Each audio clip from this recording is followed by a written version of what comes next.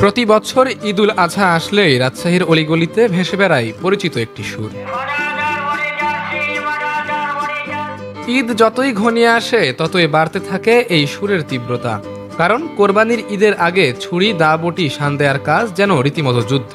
আর এই যুদ্ধের একজন নিরলস সৈনিক মোহাম্মদ রবিউল ইসলাম। ৩৩ বছর বয়সী রবিউল গত ১৪ বছর ধরে এই পেশায় রয়েছেন।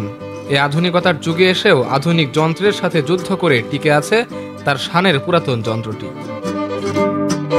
বিকেল তখন প্রায় ৫:৩০। রাজশাহী নগরীর উপশহর এলাকায় কাঁধে শানের যন্ত্র নিয়ে ঘুরে বেড়াচ্ছেন রবিউল। উদ্দেশ্য বাসাবাড়ির দা বটিতে ধার দেয়া। এরকম ভাবে প্রতিদিনই বেরিয়ে পড়েন শহরের এক প্রান্ত থেকে অন্য প্রান্তে ছুটে যান। পেশাটি এখন শুধু তার জীবিকার উৎস নয়, বরং পরিচয় ও তার গর্ব। রবিউল বলেন, ঈদের আগে কাজের চাপ অনেক বেড়ে যায়। ভোর থেকে রাত অবধি মানুষ ছুরি বটি শান দিতে থাকে, কিন্তু সবার মুখে হাসি দেখতে পারায় আমার সবচেয়ে বড় আনন্দ। আমি কাজ করি 14 বছর ধরে, বুঝলেন। এখন ইদারিং আসে এই কাজ কমে গেছে, যার কারণে সংসারে তো খরচ বেশি, এই কাজ দিয়ে তো আর সংসার চলে না। এর জন্য শুধু আমরা এখন ঈদের মৌসুমে এই কাজটা করি। ঈদ পার হয়ে গেলে আমরা অন্য কাজ করি। আগের মতো আর ব্যবসা নাই। আগে আমরা ২,০০০-৩,০০০ টাকা দিয়ে ইনকাম করেছি।